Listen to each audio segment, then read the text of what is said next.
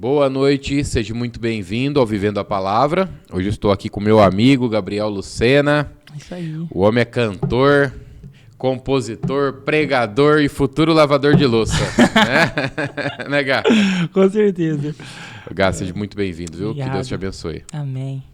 Obrigado, é uma honra para mim estar aqui e fiquei muito feliz pelo convite. Vamos para cima. É isso aí. Nosso objetivo aqui é compartilhar a história do Gabriel, contar um pouquinho da sua vida, Gá. E você que está nos assistindo, eu já te faço um convite para que você curta as nossas redes sociais, que você compartilhe, né, essa live com o máximo de pessoas que você puder, ative as notificações no YouTube, se inscreva no nosso canal.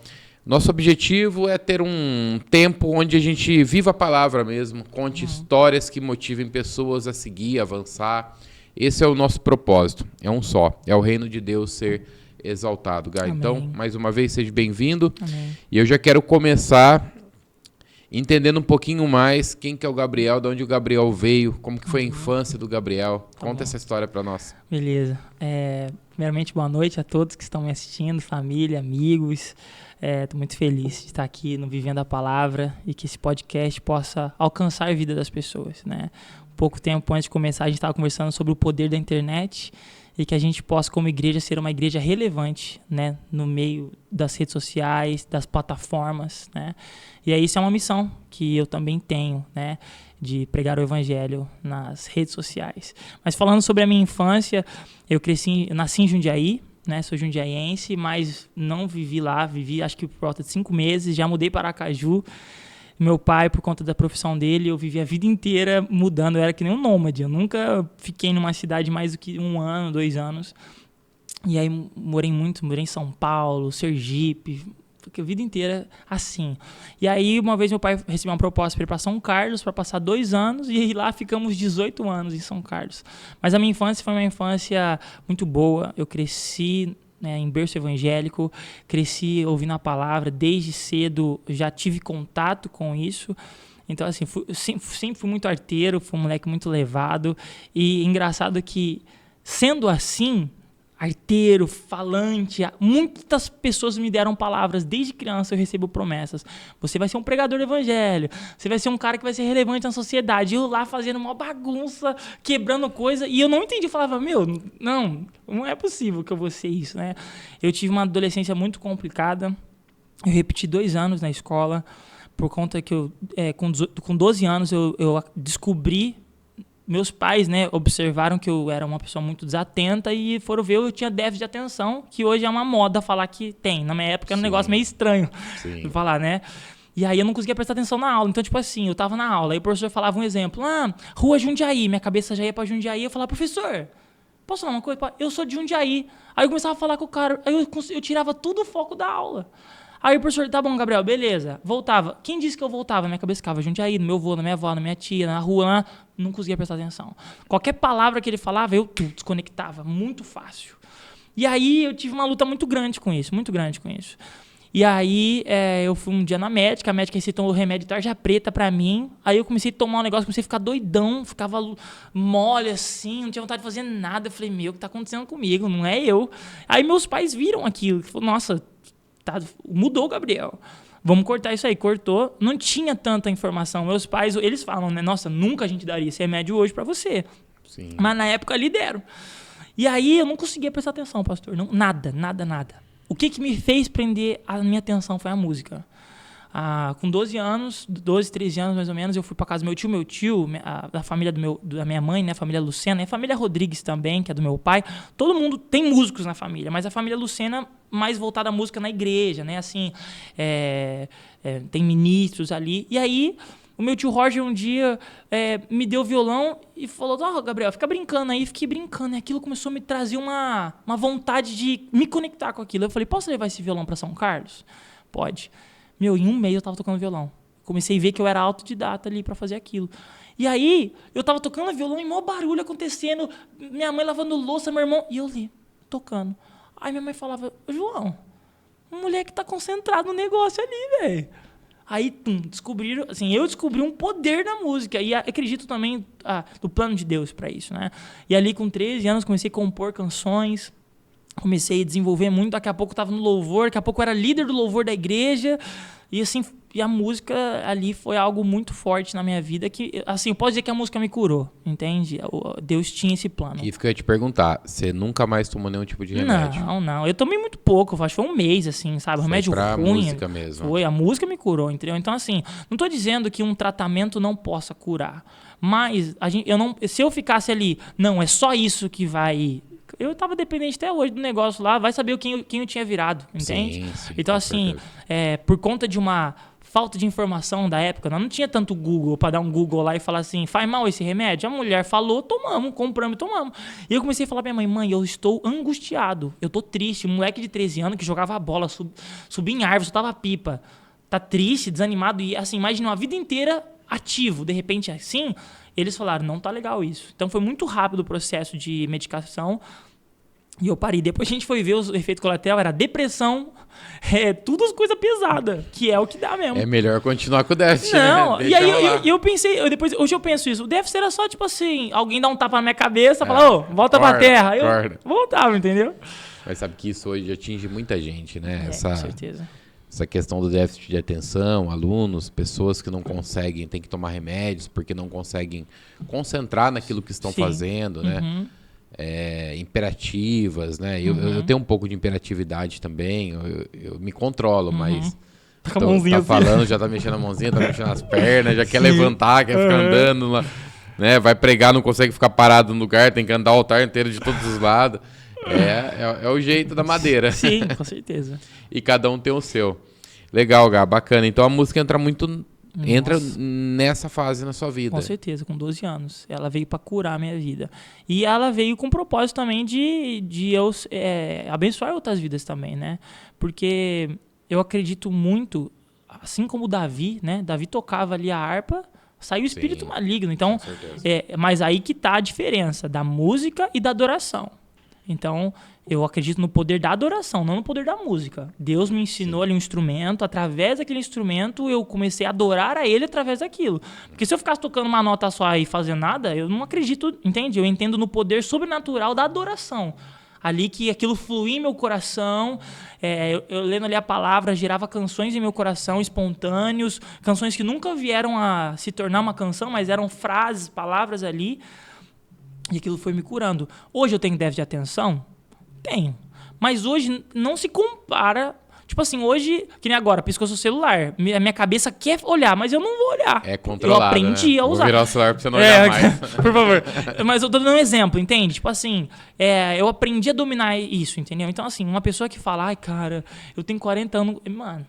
Assim, nada conta, mas tem como você dominar, entendeu? Você tem que descobrir algo pra fazer isso. Porque se você chegar e falar assim, ó, eu vou se tornar um refém daquilo, você nunca vai vencer, entende? Então, assim, eu não posso falar assim, que eu não tenho. Eu tenho, tem coisas, às vezes, eu tô na igreja, vamos supor, tô ouvindo a palavra, uma pessoa levanta, minha cabeça, eu tenho que lutar com isso. Tem gente que foca, que nem, se você me dar um livro agora e tocar uma música, começar a falar, eu vou ler as palavras, eu não vou entender as palavras que tá sendo lida. Eu vou ouvir a sua conversa, a música, mas eu não vou entender o que está sendo falado ali no livro. Eu não consigo concentrar. Minha mãe, ela pode estar sentada no metrô, uma barulheira. Ela consegue ler as páginas. Ela falou que é tipo, liga o redutor de ruído do fone, zera o som. Ela consegue focar. É um dom, uma habilidade. Sim. Eu não tenho isso. Então, eu sei... Um exemplo, eu nunca vou preparar uma mensagem numa cafeteria. Nunca. Entendeu? Porque eu sei que não vai servir pra nada. Eu vou ali ler e não vai servir pra nada. Eu tenho que ir pra um lugar sozinho. Eu não posso ouvir música enquanto eu tô prestando atenção. Tipo, eu vou preparar uma mensagem. Eu não posso pôr um louvor. O máximo que eu posso pôr é um instrumental baixinho, porque eu já começo a pensar nas notas, eu já começo a fazer música, já começo a cantar, então sai do meu foco. Então, assim, dando um exemplo, o que ainda eu tenho que dominar isso. Dia a dia eu tenho que aprender a lidar com essa... Não é uma doença, entende? É uma situação que você tem que trabalhar, né? Todos nós temos Cada um tem aí os seus pontos, né? Pontos críticos que tem que trabalhar. É isso aí. É por aí. Cara, legal. E como que foi aquela... eu lembro que uma vez você comentou comigo, eu não sei quantos anos exatamente vocês tinham, que vocês vão embora pro país. Conta um pouquinho dessa fase da sua vida. Então, a minha família, né? Por parte da minha avó materna, as minhas tias... 3 tias minhas foram embora para os Estados Unidos nos anos 80, 90. Então, hoje fazem mais de 40, 50 anos que moram nos Estados Unidos, foram embora como missionários. Então, minha família, houve precursores que foram para lá. Né? Então, a gente sempre teve isso. A minha mãe estudou nos Estados Unidos. Então, a gente sempre teve um amor pelos Estados Unidos. Uma coisa assim que a gente não consegue explicar. E aí, em 2016, o meu pai recebeu um prêmio da empresa. E aí, ele falou, gente, vamos fazer uma viagem. Porque é muito caro fazer uma viagem com 5 pessoas. E ele falou, ó, é agora ou nunca. Com esse dinheiro aqui, ou a gente vai fazer alguma coisa na casa ou a gente passeia. Fomos para os Estados Unidos, fomos lá para Orlando. Chegamos lá, todas as igrejas que a gente ia, a gente foi ministrar em algumas igrejas, a gente fez algumas conexões com amigos que moravam lá e falaram, ó, vai ter agenda aqui para vocês. E eu fui ministrar. Todas as igrejas que eu ia, as pessoas falavam assim, vocês vão mudar para cá. A mãe falava, imagina, o João tem um trabalho fixo lá em São Carlos, tá bem lá, não tem por que a gente mudar para cá. Tá bom, então, vamos ver. Aí outras pessoas falavam, Roberta, o que impede vocês de mudar pra cá? Minha mãe falava, o emprego do meu marido. Ah, emprego do seu marido? Então tá bom, então. Mas não foi uma, pastor, várias pessoas. Tá, ministramos lá. E voltamos em 2016, né? Fomos em 2015. Em 2016, meu pai é mandado embora da empresa dele, que fazia 18 anos que trabalhava lá. Então, aquilo que nós falamos, o que era um impedimento para ir para a missão? Aconteceu. Entendeu? Então, cuidado com o que você fala. Cuidado com o impedimento. Com o impedimento que você põe, exatamente. E aí, meu pai um dia chegou, ele estava na mesa com a gente e falou, gente, meu pai, né, tem um chamado de pastor muito grande no coração dele desde cedo. Ele falou, eu não quero mais fugir. Naquele momento, naquele presente, meu pai era presidente da primeira igreja batista de São Carlos. Então, ele era o pastor interino ali, já fazia 3 anos que estava como à frente da igreja. Ele falou, olha, Deus tem incomodado meu coração, e eu já conversei com a igreja e tal. Eu acho que nós temos que ir embora do país e ser missionário. Tá ardendo no meu coração. Aí eu falei, meu pai, pra onde nós vamos? Ele falou, não sei. Deus vai nos direcionar. Aí uma tia minha dessas que eu falei, fazia anos que não falava com a gente. Ela liga pra minha mãe certo dia, meu pai já desempregado, a gente ali, né, sem saber pra onde ir o norte, ela fala, Roberta, faz 1 semana que eu tenho sonhado com vocês todos os dias. E fazia tipo assim, mano, uns 5 anos que ela não falava com a gente. A gente chama ela de tia Nenê. Ela ligou, falou e falou, Roberta, eu acho que vocês têm que vir pra Califórnia. Eu sinto isso em meu coração. E que aqui na minha igreja, ela tinha uma igreja mexicana, a gente precisa de ajuda de vocês. Então, assim, ó, se vocês vierem pra cá, fome vocês não vão passar, que comida a gente vai garantir pra vocês. E trabalho, tendo força de vontade, vocês conseguem. A mãe desligou o telefone e falou, gente, Deus deu o norte. Califórnia, vamos. Em 1 mês vendemos o carro, vendemos a nossa casa, vendemos tudo. De repente eu tava com uma malinha, com 3 cuecas, 2 shorts, 2 camisetas, uma do Brasil. Pegamos o que tinha ali, despedimos de uma igreja que fazia 18 anos que a gente morava e fomos para uma terra estranha que nunca tínhamos pisado. E lá, passamos 2 anos lá vivendo da bondade de Deus, dos ensinamentos dele. Houve dias de deserto, mas também houve dias de montanha, de pasto verdejante, né? Teve várias experiências ali e foi uma experiência de vida que eu falo para todo mundo, né? Não só quando eu vou ministrar ou com amigos, que eu fui um menino, eu voltei um homem de lá. Porque aqui no Brasil eu estudava, jogava bola, abria a geladeira, tinha comida, tava ali tudo pronto. De repente eu vou para um país onde eu tenho que trabalhar, eu tenho que fazer uma coisa que eu não sabia, que era, eu trabalhei na construção civil, então era instalar piso, ar-condicionado, pintura, eu aprendi a fazer tudo isso. Então, de repente, eu me deparo lá, meu pai sofreu um acidente em trabalho lá, e só eu era o sustentador da casa, só eu que provia o alimento. E aí teve dias que eu estava trabalhando e eu falava, cara, não aguento mais. Aí na minha cabeça eu falava, não, peraí, se eu não trabalhar hoje, não tem pão em casa. Aí eu entendi o trajeto do pão até chegar no lar das famílias. Que muitas vezes o pai tá ali no trampo, ele tá chateado, ele tá triste, ele não aguenta mais aquele lugar, mas por amor à família dele, ele fala, eu vou aguentar. Ele fecha a cara ali, engole o choro e trampa. Chega no fim do dia, a hora que ele chega em casa, eu lembro a sensação de eu chegar na minha casa, ver minha família abrir na porta, e aí, como foi seu dia? Eu me sentia o pai da família, entendeu? E meu pai, às vezes, no sofá lá, meu pai acabou pisando num prego muito grande no pé dele, meu pai é muito pesado, varou o pé dele. Nossa. Não tinha plano de saúde, meu pai teve que ficar ali uns 15 dias com o pé lá, infeccionou o pé dele, foi uma coisa bem, bem tensa. E aí eu era o sustentador do lar, então eu chegava em casa, tava todo mundo ali, aí eu pegava lá os dólares lá, falava, tá aqui, gente, $70, $80. Pegava ali o carro, ia para o Walmart, comprava comida. E eu pude ver o privilégio que é ser um provedor. E isso é legal porque talvez quem tá assistindo a gente aí não sabe, não imagina, a pessoa vê uma vida nos Estados Unidos e acha que é tudo um mar de rosas, né? Você não vê o Mickey lá não, filho. Exatamente. A pessoa vai lá para passear, né, Exatamente. e vê uma coisa, Com mas certeza. a hora que ela chega para morar, para viver, É outra história. é outra história. Você é um estrangeiro numa terra que não é sua. Você só tem deveres, não tem direitos. Saúde complicadíssimo. Complicadíssimo. Você depender da saúde lá.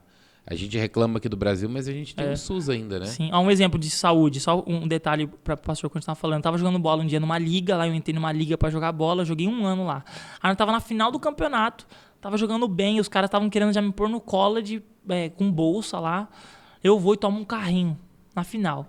Meu pai, meu irmão, minha mãe, tava tudo no jogo. Eles entraram correndo no campo, nossa, eu capotei, virei. Quando meus pais chegaram perto do campo, o técnico já falou pros meus pais, o Gabriel tem seguro? Aí meu pai falou, não. Ele falou, então é bom vocês orar e fazer ele andar. Porque se ele quebrou a perna, vai ser mais de $20 mil pra arrumar a perna dele. Nossa. Na hora minha mãe falou, Gabriel, levanta. Sara! Eu peguei assim, eu ouvi, né? Eu falei, Jesus, meu coração. Eu falei, Senhor, eu vou andar manquitola, mas eu não vou pagar $20 mil. Eu não tinha condição. Levantei com a perna torta, o joelho inchado, fui mancando. Você tá bem? Eu falei, tô bem, mano. Tem outra perna aqui. Vamos lá, cara, eu fiquei acho que 1 mês sem conseguir andar. $20 mil, cara. $20 mil pra pôr gesso, pra arrumar a perna ali fora. E aí acontece, uma pergunta que a pessoa vai fazer, bom, e se você não tem $20 mil? Não tem problema.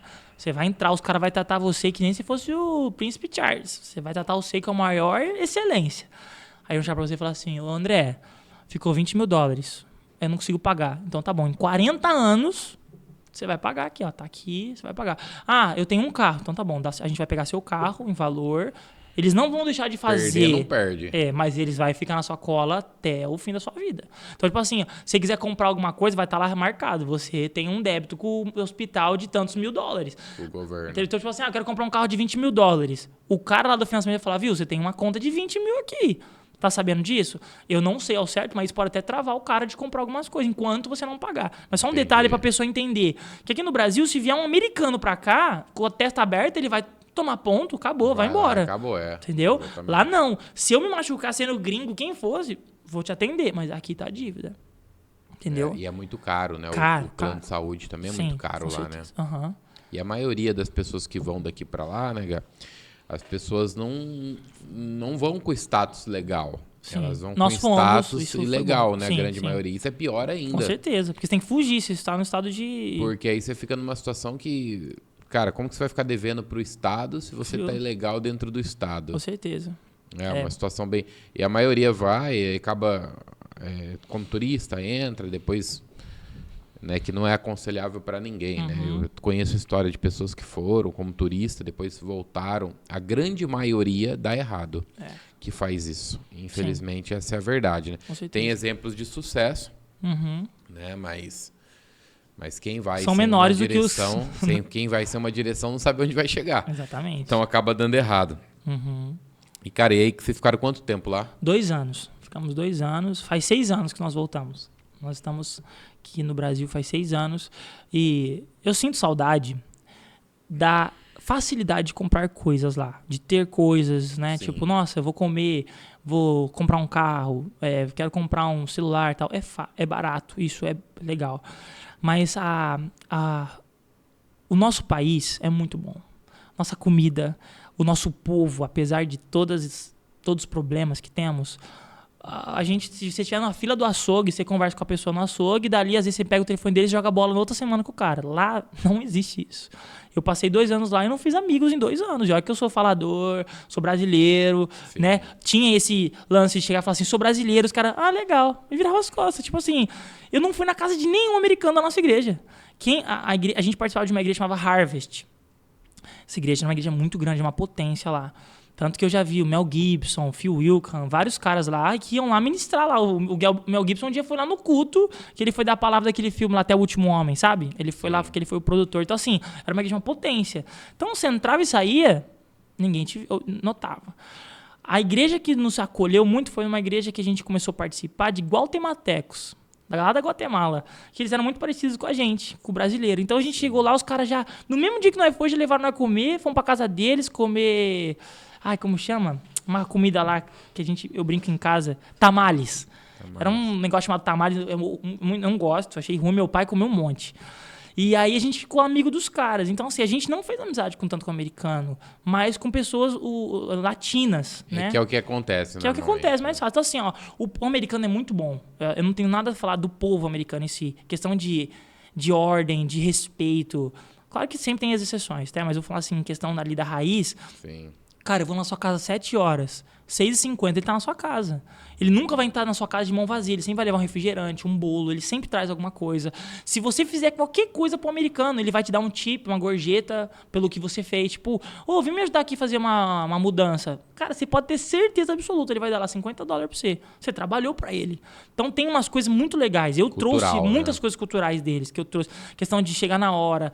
Questão de, tipo assim, o americano ele tem muito esse lance da palavra dele. Tipo assim, eu estarei lá, ele vai estar. Eu acho muito legal, muito bonito. E, assim, como eu disse, não é todos os americanos são assim. Mas os americanos que eu vi, cristãos, homens de Deus, cumpriam. E eu achei muito bonito isso deles. Trouxe pra minha vida. Qual que é a diferença que você viu da igreja brasileira e a igreja americana? Na questão que você teve a oportunidade de estar nos dois lugares.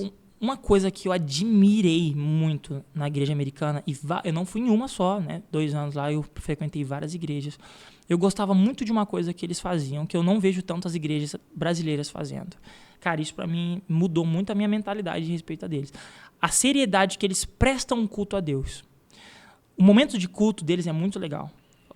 A igreja que eu participei fazia isso, eu também participava de outra que eu achei muito interessante. Eles falavam assim no começo. Começava já no louvor, dava lá o cronômetro, 5, 4, 3, 2, 1. Eles falavam, Good morning, Harvest! Já começava, tocar a banda. Acabava o louvor, na última música o cara já falava, irmãos, agora nós vamos fazer um momento de dízimo e oferta. O próprio ministro, enquanto ele estava tocando o último louvor, os caras já levavam ali a oferta e tal. Ele orava, quando você abriu o olho, o pastor já estava ali. O pastor pregava, então em sequência do louvor, porque o louvor preparou tudo, entrou a palavra. A hora que acabou a palavra, o pastor falava, Jesus, nós entregamos um culto a ti agora. Receba o nosso louvor em nome de Jesus, amém. Aí ele falava, irmãos, agora nós vamos falar coisas para a nossa igreja, não é mais um culto a Deus. Aí ele falava dos avisos, ele falava de todas as coisas. O culto a Deus era 100% voltado. Então tudo que estava acontecendo ali, nesse primeiro período, o louvor e a palavra, era culto a Deus. A segunda parte, depois que ele orava, entregando o culto, aí ele falava da cantina, aí ele falava dos projetos que você vai ter na igreja, nesse segundo período, porque ali já não era mais um culto no sentido de exaltação a Deus, era mais ali para a comunidade, certo? Tá sabendo? Então isso para mim eu achei muito bonito, eu achei muito legal o jeito que eles tratam o culto. Muitos cultos que eu já fui, acabava o louvor e o pastor já entrava, irmão, vai ter coxinha no fim do culto. Cara, eu acabei de preparar o ambiente da palavra, não é hora de acontecer isso. Essa é a minha visão. Sim. O seu coração foi quebrantado. Vamos supor ele lá, eu venho me derramar. Você acabou de dar a palavra e o pastor, em vez de o pastor pregar, entra uma pessoa falando da coxinha. Você faz o quê com aquele ambiente? Aí pro pastor pegar a palavra e reconectar essas pessoas é um trabalho muito grande. Muito difícil. Se o irmão tá chorando ali já, o pastor pode entrar já falando assim, irmãos, vamos continuar assim, nos derramando. Ele já emenda no que foi feito o louvor. Então, o papel do louvor é a trilha sonora do noivo e da noiva. O pastor só tem que entrar e continuar esse ambiente. E muitos pastores, muitos líderes, eles quebram isso. Sim. Então, isso é uma coisa que eu admirei muito. Não estou falando mal da igreja brasileira de maneira alguma, porque eu faço parte dela. Mas eu vejo que a gente tem muito que aprender com os caras. Muitas vezes, a gente imita os americanos na iluminação ou nas músicas. A gente traz muitas canções deles, mas a ordem do culto deles me chamou muita atenção. Desse momento de culto a Deus, Senhor, está aqui o nosso culto. E agora um momento para a igreja. Eu achei muito legal isso. Eu acredito que isso é o ideal mesmo. Eu também. O culto é a Deus. A Deus, ponto. Entendeu? Muitas vezes, o pastor sabe disso, em igrejas, é muito mais falado do homem, de si, e Deus fica assim, e aí, quando é para mim, o culto é para vocês? E eu já vi isso, já fiquei muito triste em muitos cultos que eu já fui, né? O pastor sabe disso. O pastor frequenta a igreja muito mais que eu, né? E assim, em relação à adoração deles, eu acho uma adoração... Não vou dizer mais genuína, mas eu gosto muito do jeito que eles adoram a Deus lá. Eu gosto muito do sentido... eles têm muitos momentos Claro que eu não fui em todas as igrejas dos Estados Unidos para saber disso, mas na Califórnia, as igrejas que eu fui, eles fluíam muito no espontâneo. Eles deixavam a igreja, falavam, igreja, adora. Então você via as pessoas, holy, holy. Aí outro ali, Jesus, Jesus. Sabe? Esse fluir, assim, daqui a pouco a banda vinha. Então, a igreja, ela participa do culto. Uma coisa que eu acho muito triste, eu, né, como ministro do louvor, eu vejo, muitas vezes você vai na igreja, as pessoas, elas tratam aquilo como se fosse um karaokê. Ela lê a letra passando, no altar de adoração seja... Cara, ela não tá entendendo o que ela tá cantando. Então, quando eu via, assim, uma diferença, assim, a mentalidade de algumas pessoas, a igreja, ela estava mais preparada para uma adoração conjunta. Porque a adoração não é quem tá ali só na banda. A adoração é quando tá todo mundo junto. E dá uma grande diferença, né? Uma grande diferença. Muita diferença, Muita. assim, se você pegar os principais momentos na palavra de Deus que aconteceu algum milagre não foi através da canção, e sim através da adoração. Exato. Não foi através do que você canta, e sim de como você canta. Sim. Quando você pega uma passagem conhecidíssima de Paulo e Silas, que eles estão na prisão, a Bíblia fala que eles adoraram. Verdade. Né? Eles adoraram, eles levantaram uma adoração, Uau. levantaram fervor ali, algo que, cara, eles não estavam lendo uma palavra, mas eles estavam trazendo, era do coração. Fluía. Era do coração, não era de fora para dentro, era de dentro para fora. Exatamente. E o que a gente pode fazer para encontrar o coração de Jesus tem que vir do nosso coração também. Com certeza. Porque, cara, se não vir do nosso coração, nunca vai encontrar o coração de Jesus. É verdade. Então a pessoa ela tem que, às vezes, até um erro que a igreja comete é de cantar o que o povo quer ouvir. Uhum. E não é isso. Nós temos que levar para o nosso altar aquilo que adora o nome de Jesus, aquilo que engrandece o nome de Jesus. E hoje está cheio de louvores por aí que não fala nada com coisa nenhuma, não tem base bíblica nenhuma, e as pessoas ficam cantando e não sabem nem o que está cantando. Então, cara, é um tema até polêmico, é um tema até complicado de entrar, mas tem muitos louvores que não falam nada com coisa nenhuma. E as pessoas das igrejas hoje estão perdendo o tempo delas com esse tipo de música vazia. Com certeza. Né? Sendo que... E achando que isso é adoração.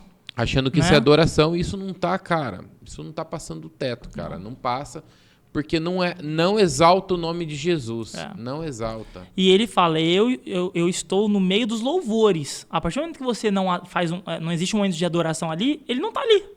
Então eu acredito nisso. Então se você tá se iludindo que aquilo é uma adoração, você também tá se iludindo que ele tá ali. Ele não vai estar. É isso aí, isso aí.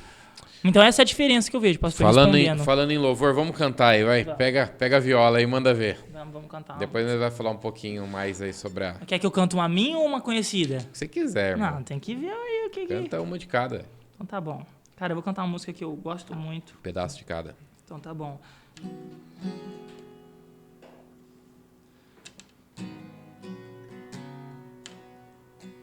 Gosto muito da canção Emaús, do Morada. Eu acho que é uma canção que queima meu coração demais. A parte que ele fala: e ao partir o pão, os nossos olhos se abrem e reconhecemos quem tu és.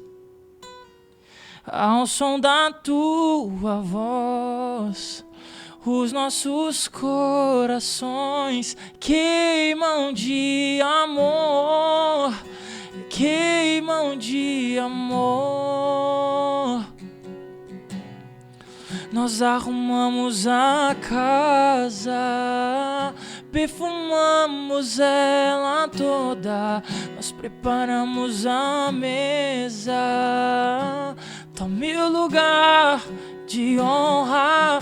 Nós arrumamos a casa, perfumamos ela toda, nós preparamos a mesa. Tome o lugar de honra.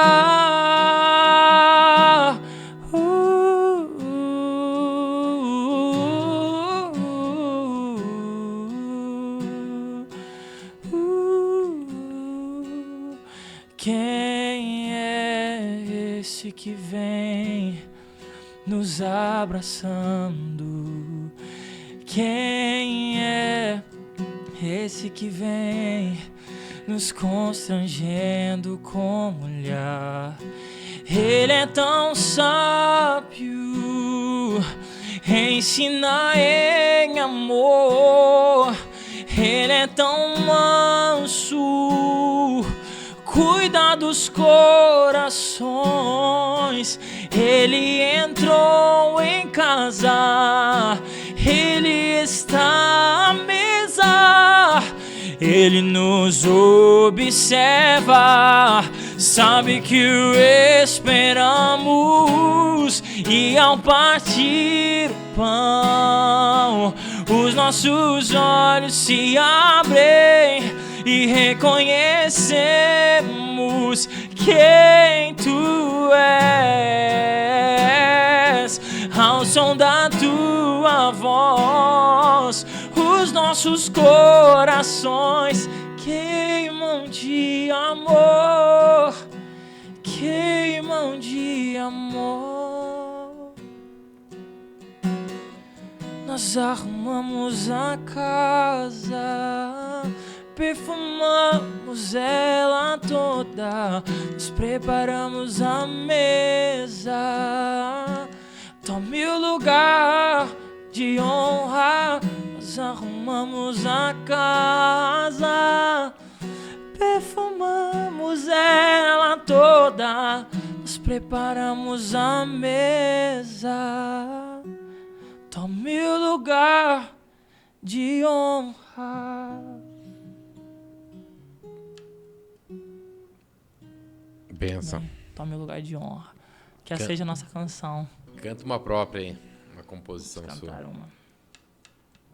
Cara, eu gosto muito dessa canção. Ela chama Princípio e Fim. Ela tá no Spotify, pra quem quiser ouvir. Só pesquisar lá Gabriel Lucena, Princípio e Fim. Deus poderoso,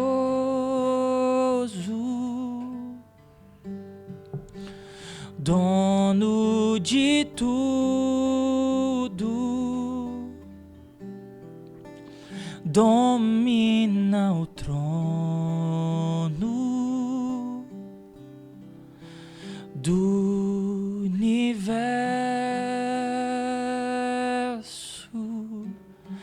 A terra treme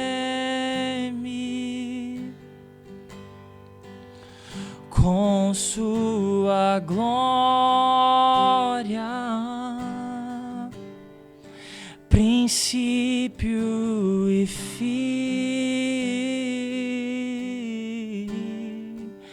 a ti aleluia.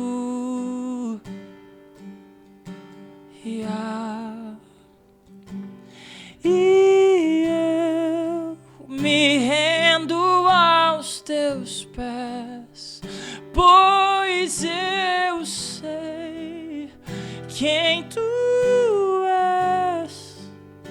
Tu és digno de honra e de louvor. Pra sempre cantaremos, santo é o Senhor.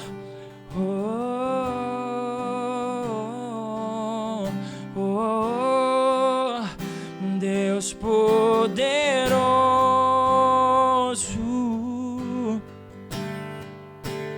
domina o trono do universo.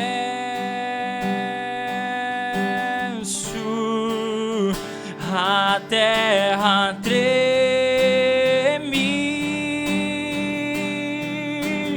com tua glória. Princípio e fim, a ti aleluia.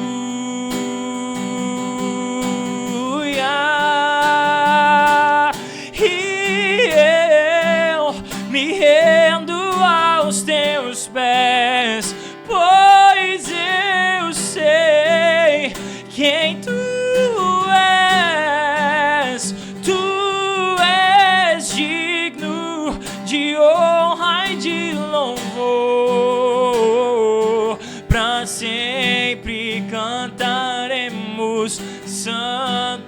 o Senhor.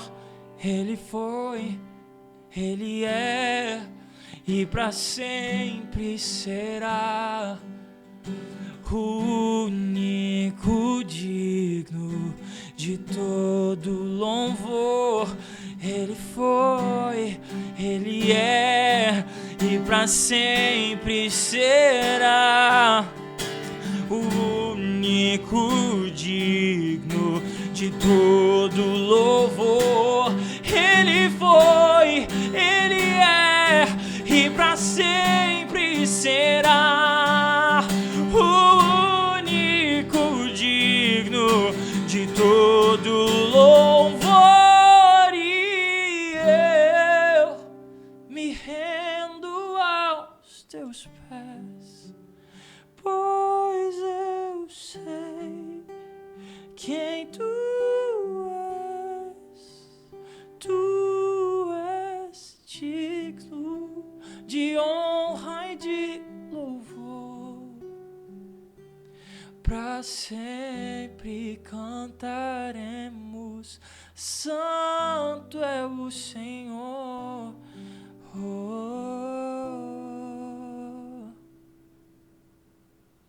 Amém. Glória a Deus. Pegou aí ou não? Você que tá aí assistindo. Deus é bom demais, Gá. É Deus. Deus continue te usando com essa voz, essas canções lindas, né? Amém. Glória a É o que Deus. nós estávamos falando, não canções vazias, né, Gá? Canções que exaltam mesmo o nome de Jesus Verdade. acima de tudo. E eu comecei o podcast falando que o Gabriel era cantor e compositor. Nós já vimos aqui, né? É verdade. No final ele vai deixar uma palavra para você que está em casa. Amém. E o nosso lavador de louça futuro aqui. Vai casar, né, Gá? Vai casar. Olha lá, ó. O cara tá noivo da Lena. Leninha. E tem uma história muito legal, né? Já Verdade. estamos caminhando pro final aí. Mas eu queria que você contasse isso, porque é muito bacana. Eu acho que Cara, acho que a gente vai viver de tudo e não vai ver tudo. É. Né? E quando você me contou essa história, eu falei, poxa, cara, que doideira. É verdade. Os dois irmãos estão namorando as duas irmãs. É. Que maluco. E elas são gêmeas. E elas são gêmeas. É. A doideira. Conta pra gente isso. Então, é muito engraçado. Vou ter que explicar um pouco antes. Né, isso até pro jovem que estiver assistindo. Cara, vale a pena esperar. Né? Vale a pena acreditar nos planos de Deus. Essa aliança que está no meu dedo, na mão esquerda, é uma aliança que eu fiz com Jesus. Por que eu fiz essa aliança com Jesus? Eu tive um namoro, e esse namoro, antes de tudo de conhecer a Lena, por isso estou explicando para entender todo o processo rapidamente. Eu tive um namoro, namorei 1 ano, e eu terminei esse namoro. E esse namoro não me trouxe no sentido traumas ou sequelas, ou algo do tipo que eu fiquei traumatizado. Mas eu vi que eu ficar namorando até encontrar essa pessoa, eu carregaria uma bagagem muito grande, eu carregaria marcas em meu coração que eu levaria pro resto da minha vida. Então eu falei, Jesus, é o seguinte, comprei essa aliança, entrei no meu quarto, falei, Senhor, eu tô casando com o Senhor agora, tô fazendo uma aliança com o Senhor. Aí eu pus a aliança assim, eu falei, eu só vou tirar essa aliança o dia que eu estiver no altar casando. Aí eu substituo ela pela aliança e eu vou fazer um voto com o Senhor. A próxima menina que eu for beijar, eu vou casar com ela. Eu vou ficar o tempo que for necessário até encontrar ela. Eu não vou me relacionar com ninguém, eu não vou ter contato com nenhuma menina, no sentido, obviamente, não é o contato da mão, mas o contato Sim, de claro. esse fim, entende? Eu, pastor, fiquei 7 anos e 7 meses sem ter contato com nenhuma menina. Foi muito duro, porque eu ia ministrar em igrejas, em acampamento, vi muita menina bonita, né? Solteiro, sou jovem, os hormônios não têm religião, certo? Sim. Eles ficavam doidos ali. E no meu coração eu via meus amigos casando, eu via muitas vezes meninas ali no altar chorando, e eu falava, cara, pode ser ela. Me dá um sinal, Deus. Se for ela, faz ela olhar pra mim. Aí ela olhar pra trás. Um negócio assim. Não, podia ser essa. Então, assim, começou assim uma luta muito grande. Nos 3 primeiros anos, 4 primeiros anos. Tava muito difícil, tanto que eu até brincava com meus pais, não se beijem perto de mim. Filme de terror, proibido, é só filme de ação, explosão, eu não quero ver romance. Porque eu tinha namorado, eu sou uma pessoa carente, eu gosto, né, de ter uma pessoa do meu lado. Então, assim, eu nunca tive problema com droga, com bebida, nunca, balada, nunca tive, nunca fui. né? Mas eu tinha problema com mulher, eu gostava de ter uma namoradinha, entendeu? E aí eu falei pra Deus, Senhor, eu vou entregar aquilo que é mais difícil pra mim. Eu entreguei. Eu fiquei 7 anos. E olha que engraçado. Teve uma vez eu fui pro Descende, né, que foi um evento maravilhoso. Eu fui vários eventos, fui assim, eu tive um momento de solitude muito bom com Jesus. Eu vivi experiência com Deus que eu acho que eu não vou viver com a Lena. Era pra me viver sozinho. Então eu fui em congresso, fui em muito lugar, fui naquele evento, eu escolhi esperar, que eu tava esperando, eu queria ouvir o que os caras estavam falando, né? Sim. Aí eu vi um cara lá que fazia tipo 10 anos que o cara tava nessa mesma pegada que eu. Então eu vi, pô, é possível, o cara é mó bonitão, tal, tipo, né, assim, você via que o cara passava luta como eu. E eu tava olhando ali, eu falei, meu, que luta, cara. E aí eu cheguei um dia pra Deus, vários amigos meus casando, e eu falei, Senhor, aonde tá a minha prometida? Será que ela tá tipo com a Fiona do Shrek, que eu vou ter que matar dragão, entrar lá no, né, que tem todo aquele trajeto do Shrek, eu brincava, né? Falava, pô, não é possível, ela deve estar num castelo, numa caverna, eu brincava com isso. E muitas vezes eu ia ministrar nas igrejas e falar sobre isso, e eu falava, gente, eu tô esperando em Deus. Eu até brincava, eu falei assim, ó, ela pode estar no meio de nós aqui, tu brincava e tal, né? Tirava uma zoeira assim, mas eu sempre fui muito convicto daquilo que Deus tinha pra mim. E aí um dia eu cheguei pra Deus, assim, eu tava vivendo uma fase espiritual incrível. Eu assim, com Deus, com Jesus. Aí eu cheguei um dia pra Deus e falei, Senhor, por que o Senhor não me apresenta a ela? O que tá acontecendo? O que eu preciso melhorar? O que eu preciso mudar? Deus falou algo muito claro pra mim. Ela já está pronta pra você, mas você não tá pronto pra ela ainda. Eita. Falei, não. E isso já fazia tipo 5 anos. 5, 6 anos. Falei, não acredito. Aí, pastor, falei, beleza, então eu vou começar a ver o que falta em mim. Aí eu comecei a ver que ainda havia eu preciso encontrar alguém para ser feliz. Havia uma carência em meu coração. Aí um dia, certo dia eu fui num evento, ministrei e tal, foi numa conferência insana. Aí eu cheguei para Jesus e falei, Jesus, chorando, assim, aos pés da cruz ali, falei, Jesus, eu não quero casar mais. Eu não quero ter mais família. Eu quero viver exclusivamente para o Senhor. Não tenho mais vontade, assim, eu entendi que eu preciso somente do Senhor. Eu sou completamente satisfeito no Senhor. Não preciso de mulher para me preencher. 1 mês depois encontrei a Lena. Então, olha que engraçado. Quando eu falei para Deus que eu não precisava de ninguém, que eu estava completo, Deus falou, pronto, agora eu vou entregar alguém. Porque Ele não vai colocar esperança ou tudo nela. Foi incrível. Assim que eu fiz essa oração, não vou falar 1 mês, mas um pouco mais, uns 2, 3 meses, eu encontrei a Lena. Encontrei ela num salão de cabeleireiro, que é uma longa história da minha sogra. Quando eu vi ela, eu me apaixonei por ela de primeira. Aí, passou alguns dias, eu contei pra ela, falei, olha, a próxima menina que eu vou beijar, eu vou casar. Então, assim, fica a dica aí, né? Se você quiser já fazer uma assinatura aí, eu contrato. Eu brinquei com ela, né? E aí, a gente conversou, conversamos com nossos pais. E aí, né, a gente deu nosso primeiro beijo. Eu falei, filha, já era. Agora você vai casar comigo. E aí, faz 4 anos que a gente tá junto. Nós vamos casar ano que vem, em maio, se assim Deus permitir, né? E assim, eu só contei isso porque é uma história muito louca, né? 2 irmãos vão casar com 2 irmãs gêmeas, né? A nossa história... Vão casar no mesmo dia? Não. Eles vão casar esse ano, nós vamos casar ano que vem. Não ia dar certo, pastor. Mas assim, eu quero entender que muitas vezes a gente quer algo de Deus, mas a gente não sacrifica. Tipo assim, Senhor, eu quero algo, quero tal... Mas aí você não sacrifica algo que custa para você. Então assim, eu olho para hoje, o que eu vivo com a Lena, eu só posso viver tudo isso com a Lena. Questão espiritual, questão de maturidade, porque eu tive esse tempo sozinho com Jesus. Então assim, não sou contra um casal que começa a namorar com 18 anos e casa. Tem muitas histórias. Meu tio começou a namorar com 15 anos na Assembleia de Deus, única mulher, não tem até certo hoje. e errado, Não tem, né? mas assim, no meu caso, foi isso. Eu tive que passar por isso. Porque imagina, eu fiquei 7 anos sozinho. Imagina nesses 7 anos eu tivesse namorado 7 meninas. Sim. O que eu levaria pra Lena hoje? 7 experiências, 7 bagagens. Isso é uma coisa até que, cara, eu fui líder de jovem por muito tempo. E eu sempre falo isso, né? Eu tenho muito prazer de ter sido líder de jovem. Eu sempre falei isso pra juventude. Eu acho que namoro, você só deve começar se você tem intenção Com certeza. de seguir. Se for só pra ficar enchendo linguiça... Não, nem começa. Sai fora. É verdade. É perda de tempo dos dois. É verdade. Se você não olhou ali, não brilhou o olho, você não entendeu que aquela mulher pode caminhar do seu lado realmente, cai fora. E olha que engraçado, pastor. já me perguntaram, que momento que você soube que era a Lena?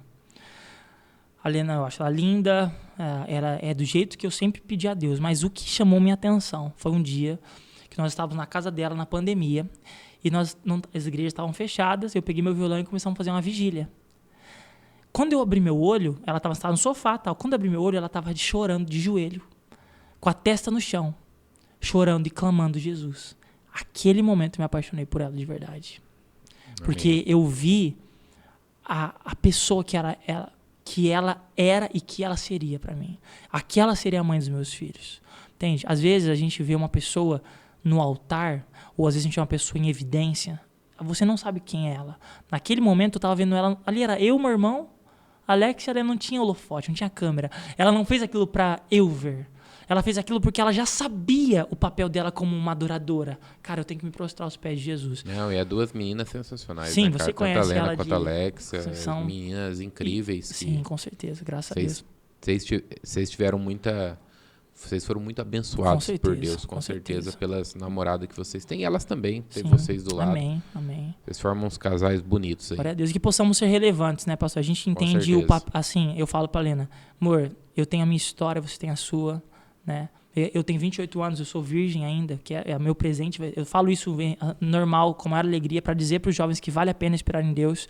Então, o meu maior presente para Lena, naquele dia, vai ser falar, cara, eu nunca dormi com outra mulher. E ela também. Sim. Então, assim, eu falo isso e onde eu prego, eu testifico sobre isso. Porque às vezes a gente fala de Daniel, de José, e a gente esquece que nós somos cartas vivas. A gente tem que falar da nossa experiência. Claro que o cara que também passou por uma experiência, fala, galera, cometi um erro, mas hoje eu tô assim. Amém, glória a Deus pra sua vida. Sim. Mas eu tenho que ter uma alegria em dizer isso. Eu não posso me envergonhar. Na escola, eu era chamado de tudo que é nome. E eu falava, daqui a alguns anos a gente vai ver. Onde eu vou estar. E é muito difícil, né, cara? Hoje em dia isso é É raro, né, pastor? É raro, porque assim, o hormônio realmente ele não tem religião. Sim. A base familiar influencia muito. Muito, com certeza. A religião, com toda certeza, ela influenciou muito em tudo isso, né? Porque a crença em Deus. Sim. Então hoje a gente te preserva de algumas coisas. Hoje a gente vê que há um padrão mundo e há um padrão fora do mundo. Então o padrão igreja, a gente tenta seguir essa linhagem, igual a sua. O padrão mundo, as pessoas não dão tantos valores a isso. Não dão tantos valores a uma virgindade, não dão tantos valores a escolher e casar certo. Sim. Cara, tem algumas coisas na vida de uma pessoa que se ela fizer errado, complica a vida dela profundamente. Com certeza.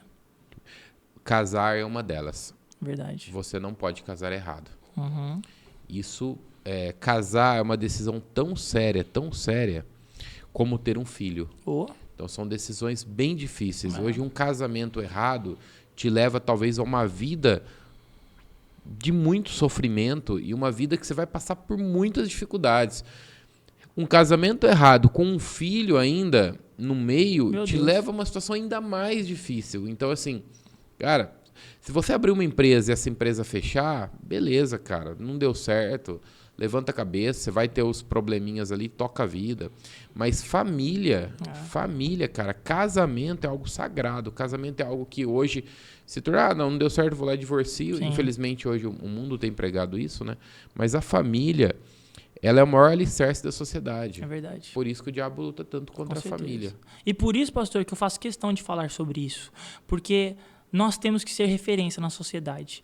Eu não quero que os jovens olhem para mim falando assim, nossa, olha como que ele se veste. Ou, nossa, não é sobre isso. Porque isso aí não muda a sua vida.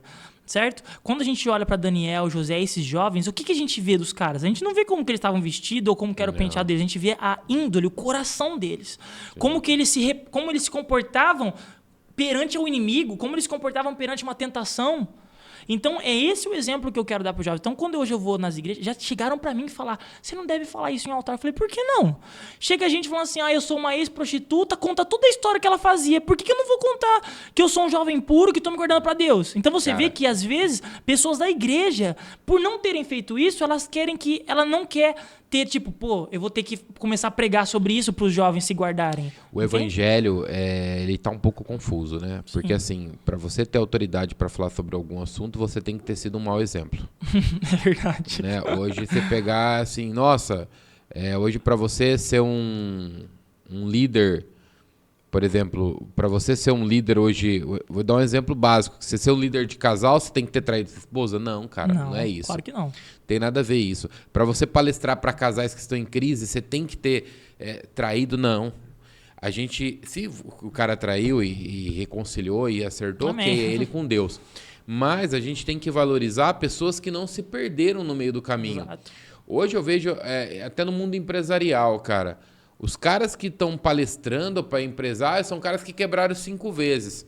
Cara, tudo bem, ele tem uma bagagem para mostrar para as pessoas que ele quebrou, Sim. que ele conseguiu sair de um... Superação ali, né? Beleza, concordo, isso é bacana. Mas e o cara que nunca pregou, que começou, nunca quebrou, que começou certo, prega certo a vida inteira e tá certo a vida inteira? Pra mim, esse cara tem muito mais autoridade. Com certeza. Na minha visão, Sim, tá? sim. Ele é um modelo que eu gostaria de seguir. Exato. Um modelo que não fracassou. Né? Porque o modelo que fracassou tem vários, mas eu gostaria de seguir um modelo que não fracassou. É verdade. Agora, se um dia eu fracassar, aí talvez eu vou buscar uma orientação num cara que também já fracassou e se levantou.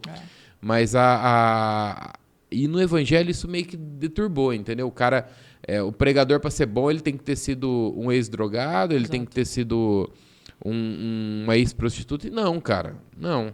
Tanto a ex quanto o que não foi ex pode ser tão bom quanto. Exato, né? sim. A gente tem que valorizar. Pô, o cara que nunca... que é virgem, cara, ele tem muito valor. Como que ele segurou isso? Como que ele conseguiu chegar até aqui? Exatamente. Vocês estão há 1 ano de casar aí. Como que vocês conseguiram E 4 de chegar namoro, até aqui? né? 4 de namoro, né? Eu namorei 5 anos. Sim. Eu sei o que é isso. Eu passei 5 anos sem ter nenhum tipo de relação com a Vanessa. Nós passamos. Sim. Nós viajamos juntos. Cara, terrível. Sim. Então, assim, a gente sabe o que é passar por isso. E aí? O que nos sustenta, pastor, é saber que nós teremos uma vida toda juntos. Que é o que o pastor falou e é a chave. O que eu vou fazer agora pode mudar o meu futuro. Não acredito que se algo acontecer, Deus vai deixar de nos abençoar. Sim. Mas aquela alegria de falar, conseguimos, é muito melhor. Viu? Entende? E o pastor Cláudio Duarte fala assim, né? Até pra gente desconstruir um pouco, a gente tá indo pro final já. O pastor Cláudio Duarte, ele fala assim, o cara tá namorando e ele quer o tempo todo fazer sexo. Depois que casa, irmão, isso passa. O Nena tá ali, ó. É só casar. Casou, fica mais tranquilo. Passa essa loucura, entendeu? Sim. Cara, mas é sobre isso, cara. É igual você só quer comer chocolate quando você tá de regime, cara. Depois você não tá mais, você não quer mais chocolate. É verdade. Mas eu vejo assim, pastor, que existem muitos jovens que estão em propósitos e eles têm vergonha de falar. Isso. E até, eu falo isso com maior alegria. Cara, se você tem um testemunho de vida, fala, abra sua boca. Fala. Porque a gente hoje compartilha coisas tão fúteis, tão assim, que não serve para nada. Às vezes tem um testemunho de uma pessoa que impactou uma vida e você não compartilha aquilo. Ou você não ouve aquela pessoa, né? Assim, eu já tive o privilégio de falar com algumas pessoas sobre isso em altar e vi em casais falando, nós também estamos na mesma situação que vocês. Nós estamos nos guardando, nós temos vergonha de falar. Quando as pessoas falam, a gente fala o que a gente faz. Para de ser tonto, velho. Tanto que aconteceu agora, a pessoa estava falando, lembrei de uma coisa. Quando eu tinha uns 16 anos, eu estava numa igreja, eu fui lá no altar chorando e tal. Não, o pastor fez um apelo sobre chamado, e eu fiquei de joelho e falei, Senhor, eu nunca desviei, nunca bebi, nunca fumei. Tinha 16 anos, sou virgem. Que história que eu vou contar para os jovens? Eu quero contar alguma coisa que eu fiz de errado. Aí Deus falou assim, eu vou te usar. Você vai ser usado mostrando que é possível viver num mundo todo sujo e você continuar se vestindo legal, jogando bola, fazendo tudo o que eles fazem, mas não se corrompendo. Sim. Aí eu virou uma chave, eu falei, essa é a chave, mas como que eu consigo fazer isso? É tendo a vida com Deus. É o vivendo a palavra, cara. Palavra. É isso. É sobre o que nós estamos falando aqui, sobre o nome, né, do podcast. É viver a palavra, cara. Ser carta viva, como Paulo disse, para que a gente possa ser cartas vivas. É verdade. E seguir um evangelho verdadeiro. Ô, Gá, quem quiser te convidar para ir na igreja, quero convidar o Gabriel para ir lá cantar esses louvores lindos. Como que segue você, rede social? Garbi Lucena, né? G-A-R-B, Lucena, Garbi Lucena. Ou no YouTube, Gabriel Lucena. Aí se você entrar no YouTube lá, vai ter lá minha rede social, né, meu Instagram, e você me acha e vai ser uma alegria. No YouTube, Instagram, no YouTube, Spotify. Instagram, sim. Então aí, se Deus quiser, nos próximos meses sai uma nova música, uma música bem voltada a música que é o meu testemunho de vida, é uma música bem mais jovem, assim. Esse ano, se Deus quiser, eu também quero lançar um EP novo. Tô orando para que Deus me ajude em questão de, né, músicos e estúdio, tudo. É um projeto. Para fazer um projeto... Tem custos, Tem né? custos e outra. Eu prezo muito em quem está comigo no projeto, sabe? Tem que ser pessoas que estão alinhadas comigo, porque o cara vai estar ali, a assinatura dele está ali. Que seja o cara tocar um... ele tá ali. Então, ele precisa estar alinhado comigo. Então, eu prezo muito isso. Então, por isso que às vezes demora um tempo para lançar uma música, porque tem todo um bastidor que ninguém vê. Sabe? Quantas horas de oração, de comunhão que nós temos antes de ir na gravação. Ensaios, né? Muito ensaio. Mas é isso. Se quiser me chamar, eu tô aí à disposição. É igual quando você vai pregar uma palavra, né, cara? 30 minutos de palavra, você estudou 2, 3 horas para poder pregar aquela palavra. Ou às vezes uma vida inteira, né, pastor? Às vezes o que você vai contar ali é uma vida inteira para você chegar ali, né? Exatamente. Legal, Gá. Deixa uma mensagem para quem tá em casa nos assistindo. Tá. O que você sentiu no seu coração, fica à vontade. Tá. Cara, eu acho que você que tá me assistindo, né, independente da sua religião ou não, eu já começo dizendo que Jesus te ama e que ele tem um plano na sua vida. Eu acho que essa é a maior palavra que eu posso deixar. Mas uma palavra específica para os jovens da minha geração é: aguentem firme, não se corrompam, lutem, né, as batalhas diárias e não se vendam, não se corrompam. Porque nós vemos exemplos de grandes homens que chegaram até o fim. Mas, muitas vezes, eles, na ótica humana, eles se frustraram, morreram como mártires, né? Ou foram apedrejados, mas eles venceram a batalha aqui na terra. E eles receberam com grande alegria, foram recebidos com grande alegria no céu. Então, eu acredito que muitas vezes você vai falar: cara, passo muita tentação, muita prova, mas lute, vale a pena, porque você não vai receber o prêmio, talvez aqui na terra, né? A herança maior nossa está no céu. Então, assim, eu quero ser um jovem relevante na sociedade, eu quero ser um jovem que não chame atenção sendo um idiota ou fazendo coisas ridículas, mas um jovem que marque essa geração sendo como um discípulo de Jesus, seguindo os caminhos dele, falando como ele, agindo como ele. Vou conseguir? Acho que vou falhar muitas vezes, mas eu vou tentar ser esse jovem relevante, assim como tantos jovens estão sendo, e eu acredito na nossa geração. Eu acredito muito na minha geração, acredito na geração que está por vir, né? Os adolescentes estão vindo, eu acredito nessa geração. Então, mas para nós conseguirmos lutar, a gente tem que viver da palavra. É assim que eu termino a minha fala. Isso aí. Jesus é o caminho, Jesus é a verdade e Jesus é a vida, meus irmãos. Ninguém vai chegar a lugar nenhum se não for através de Jesus. Amém. Esse é o caminho. Então siga Jesus, tenha uma vida de entrega com Jesus.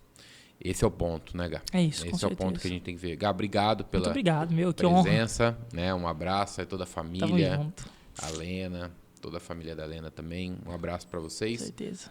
Foi um prazer nós trocarmos essa ideia uma aqui, honra. né? Uma horinha aí a gente bater um papo. Tamo Deus junto. te abençoe. Amém. Tamo junto, vamos em frente. Muitos projetos bons ainda para 2024. Que Deus te abençoe. Amém. Que você continue sendo um canal. Que Deus te Em nome de abençoe, Jesus. meu irmão, em casa.